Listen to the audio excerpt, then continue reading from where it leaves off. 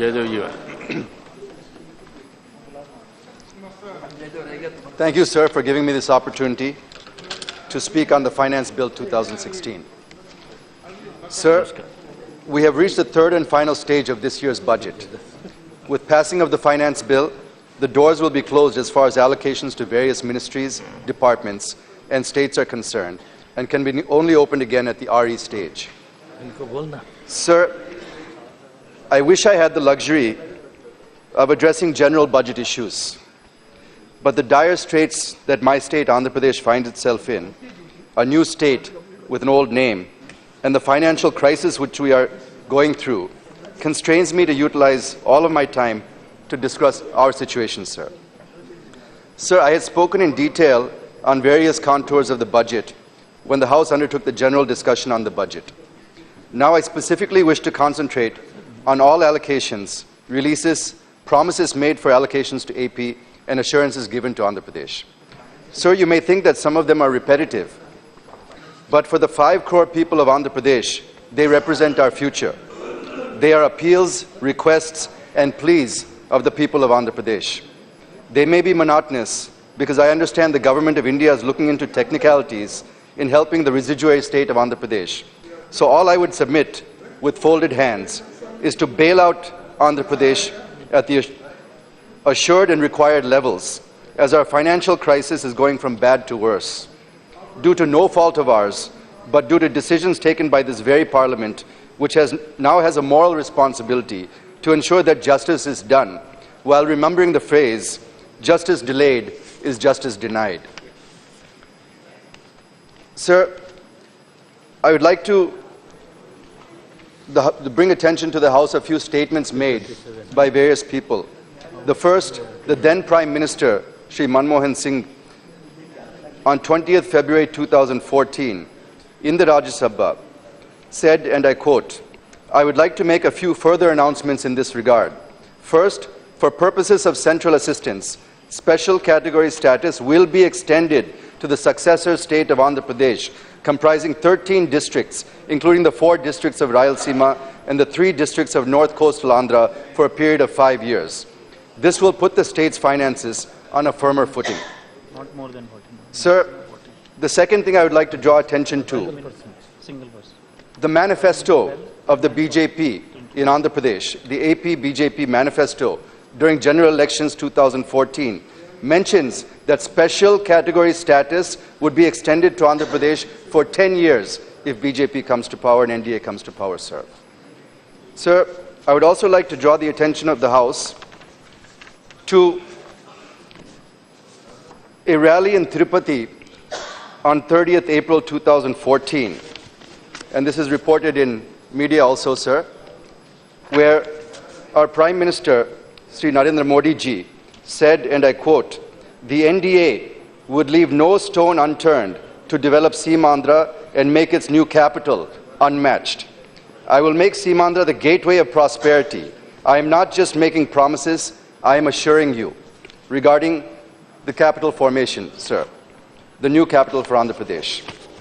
Sir, the very next day in Nellore, again reported by the press, in Nellore, Modi praised the efforts of M. Venkaiah Naidu. Quote, "If residual AP has got special status, it is because of the efforts of Venkaiah ji." Again, sir, these are all assurances given by the topmost leaders of both Congress party and the BJP, the leading opposition party and the ruling party. And these are the assurances that the people of Andhra Pradesh have been listening to and have their hopes and have their aspirations linked to these assurances, sir. Now suddenly, if the people start talking about rules and go against the assurances, it's a very sad state of affairs, sir. Sir, I would like to draw the attention of the House to the reply given by the Minister of State for Finance, Shri Jayant Sinha, on 25th April of this year, to a 0-hour submission made by my colleague, Shri Avanti Srinivas, on 21st December on conferring special category status on AP. The reply really pained me, sir, as it has pained the entire state of AP. In the last para, the Honourable Minister said, and I quote, "In the backdrop of recommendations of the 14th Finance Commission, The Union government has no proposal to modify the criteria for grant of special category status to states. With all humiliation at my command, I wish to ask one question, sir. Which Finance Commission has recommended for granting special category status to Uttarakhand, to Himachal Pradesh, to any of the northeastern states, sir? Were these recommended by any Finance Commission? It was granted because of their finances were in a pathetic condition. The Union Cabinet, on the assurance of Sri Vajpayee ji in NDA 1, has conferred this status on them, sir.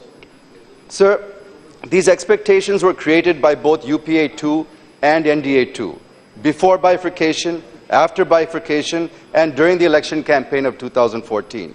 To now say that this was not included in the AP Reorganization Act, the people of Andhra Pradesh are feeling betrayed yet again, sir, by these statements. Sir, the Honourable Minister also said in the letter that the promise made by the then PM, Sri Manmohan Singh ji, on the floor of the House was a remark during an intervention, and there is no provision in the AP Reorganization Act. Sir, it's not a mere remark, sir, when a Prime Minister of a country makes a statement on the floor of the House of Parliament. Can we dismiss it as a mere remark, sir? Is there no sanctity? It was an assurance given by none other than then Prime Minister in Parliament, more particularly after it was insisted on by Sri Venkaiah Naidu Garu on the floor of the House. During the 2014 general election, as I said earlier, if residual AP has got special status, Sri Venkaiah Naidu ji is responsible for it, was a statement of Sri Modi ji at the election rally, sir. So the assurances given by none other than then Prime Minister should be considered nothing less than a provision in the AP Reorganization Act, since it was given on the floor of the House, sir. If it is not an assurance, why did it go to Assurance Committee in the Rajya Sabha? And why did the Assurance Committee refer the issue to Niti Aayog and the government to fulfill that assurance? So, sir, this assurance carries equal, if not more, importance than what was written in black and white, sir.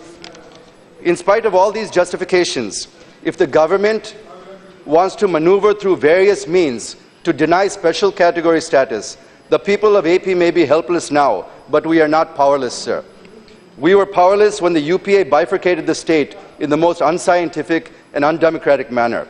We showed our power by ensuring that the Congress party, who was responsible for the state of affairs, didn't even win a single seat out of 175 MLAs and 25 MPs in the 2014 election, sir. Now the feeling in AP among the public is that we are not getting justice, and if this is not corrected, the central government again will be seen as villains by the people of Andhra Pradesh, sir. And it's not just the people of Andhra Pradesh, but the whole country is watching as we make our case. Will the government live up to the promises made to Andhra Pradesh? Can we trust the government and the Prime Minister if they give us an assurance? Not only this government and this Prime Minister, sir, any government, any Prime Minister, if they give an assurance on the floor of the House, what does it mean, sir? Can we take it as an assurance? Can we take it as a promise? Or do we insist on legal vetting and passing acts in Parliament are the only words that matter, and words made by people on the floor of the House don't matter, sir? I don't think so, sir. Sir, BJP is also for smaller states, sir. It carved out Uttarakhand, Jharkhand and Chhattisgarh in a very scientific and democratic manner during the NDA 1. This was a good experience that gave even us in AP some hope about our future. But now, after seeing our experience, what will future candidates to become smaller states think, sir? They will remember unkept promises and financial difficulties that we're facing, but not anything positive, sir. And if we have to bring more states into the union and create more new states, this is not the experience that will help us to do that in future, sir. Sir, in the same way, Mr. Sinha, the Minister, has mentioned in the second paragraph of his letter, and I quote, "Further, there is no specific provision in the Reorganization Act whereby the Union government is mandated to provide revenue deficit grants to the successor states, as the grants required to meet the resource gap for the states are recommended by the respective Finance Commission in case the state is found to be revenue deficit after devolution of the state's share in divisible pool of central taxes over its award period."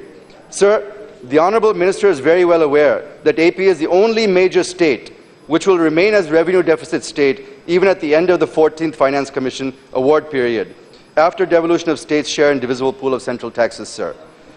This substantiates that we are a revenue deficit state, and as assured, the union government has to help us out, sir. Sir, members of the government have been saying that we have given so many thousands of crores to Andhra Pradesh. Let me give a few details of the money given under different heads, sir. In 2014-15, the share of AP and central taxes was 16,839 crores, but we were given only 15,299 crores, sir. In 2015-16, the share was 22,638 crores, but till March 2016, we have received only 21,894 crores. And for 2016-17, we are expected to get 24,637 crores, but so far we have received only 1,760 crores, sir. Secondly, we have received grants as per the 13th and 14th Finance Commission recommendations under Article 275(1). You have given CST compensation of 1,800 crores out of a total amount of 3,500 crores due to us from 14-15 to 16-17. The government has given money for centrally assisted state plans of 23,000 crores till date. And Government of India has given revenue deficit grant of 2,803 crores in 14-15 and 500 crores in 15-16. But as per the calculation of the Accountant General, the deficit between June 2014 and March 2015 was 16,079 crores. But Government of India has given just 2,803 crores, sir. The remaining 14,276 crores has to be given to Andhra Pradesh, sir. And we'd like to know when is that going to happen. Sir, sir, this is a very important subject about Andhra Pradesh. I'm sure even my colleagues, the rest of the MPs from other parties in Andhra want to hear this, sir, so please give me some time, sir. Sir, the point I'm trying to derive at is all the above assistance is given to other states as well, except for revenue grant deficit and the capital city grant, which are far less than what we require, sir. It is not that the Government of India has given this money only to AP. It's AP's rightful share, like any other state. So merely saying that thousands of crores are given to AP is a little misleading, sir. It was assured again on the floor of the House that backward districts grant will be given on the lines of Bundelkhand and KBK districts. But Government of India is just giving only 50 crores per district per year, which is not sufficient, sir. So the package given to KBK and Bundelkhand should be extended to backward districts of Andhra Pradesh on a per capita basis, sir. We're getting much less on a per capita basis than what was received in Bundelkhand. Sir, Section 94(1) of the AP Reorganization Act says that the central government shall take appropriate fiscal measures, including offer of tax incentives to the successor states to promote industrialization and economic growth. But here also, Government of India has given just 15% additional accelerated depreciation, another 15% additional investment allowance. But this is not on the lines of 100% Senvat, income tax, and service tax exemptions given to Uttarakhand and HP, which was promised to us, sir. So AP should also be given such incentives, which will help AP to attract investments, sir. Sir, even for Polavaram, the Finance Minister has so far given just 735 crores, sir. At this pace, it will take 57 years to complete this project. The Government of India promised that it would complete Polavaram by 2018. So I asked the Finance Minister, how can you complete the project by 2018 with meager allocations? The Government of AP has allocated 3,500 crores for Polavaram against Government of India's 100 crores given in this budget year, sir, even though it's a national project. The Government of AP has already spent nearly 2,000 crores and has been requesting Government of India to reimburse the same. It has also not been approved, sir. Sir, these are some of the issues which I thought I should touch upon and request the Honourable Finance Minister to ponder over and do justice to AP, sir. Before concluding, sir, I would reiterate what I had said earlier, that AP is not a non-performing state, unlike other states which are deficit states, sir. We are a performing state, but by acts of this very Parliament, we are put in this financial crisis. So it is for this very Parliament to rectify the situation, sir. The people of Andhra Pradesh have been waiting patiently, but this patience is evaporating, to put it mildly. The real response is much more vociferous than I'm able to state in the House today. We are asking you to view this as an investment rather than as an expenditure. If we continue to be in financial crisis, it would be at the cost of the nation, sir. You will have to continue supporting us. But if you invest in us, we'll quickly turn around and become a growth engine of the country, which we are very capable of becoming, and become a part of the growth trajectory of the country, sir. Sir, I'm concluding, sir. Sir, we have heard many assurances from the Prime Minister and Finance Minister and others many times inside and outside this House, right from the time of bifurcation to the campaign during 2014 elections, and many times since the formation of the NDA-2 government 2 years ago, sir. Now is the time for action, sir, not words or assurances. We need clarity and specific answers to the specific questions with respect to special category status, revenue deficit funding, Polavaram funding, capital city funding, industrial incentives in line with Himachal Pradesh and Uttarakhand, special development package for 7 backward districts in line with Bundelkhand, and a new railway zone, sir. We need to know in a comprehensive manner, not piecemeal, which will allow us to plan our finances, sir. We need to know for each of these what we will get, how much will we get, when will we get it, and how will we get it. Please answer these 4 questions in your reply, sir. What will we get? How much will we get? When will we get it? And how will we get it? This is what is eluding us all these years. Please answer this, sir. With vague assurances are creating more uncertainty and are no longer acceptable to us, sir. Thank you very much, sir. Please.